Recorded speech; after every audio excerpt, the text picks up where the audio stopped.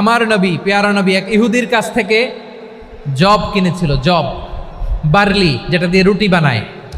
ওই জবের দাম দেওয়ার টাকা পয়সা নবীর কাছে ছিল না, ফলে নবী ওনার একটা পোশাককে মর্গেজ রেখেছিলেন, মর্গেজ, বন্ধক, যে এখন এটার দাম দিতে পারবো না, কয়েক কেজি বার্লি নিয়ে যাই আর বন্ধক হিসেবে আমার জামাটা রেখে গেলাম, যেই দিন দাম দিব ওই দিন জামাটা ছুটায় নিয়ে যাব।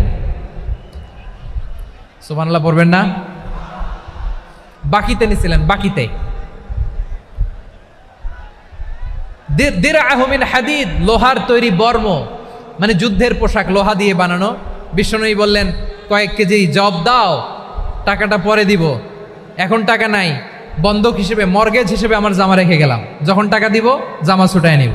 আওয়াজ করে বলতে হবে সুবহানাল্লাহ। এ থেকে বোঝা গেল অমুসলিমদের সাথে ফিনান্সিয়াল ডিলিং করা যায়, অর্থনৈতিক লেনদেন করা যায়, কেনাবেচা করা যায়, প্রোডাক্ট কেনা যায়। এমনকি আমাদের মসজিদে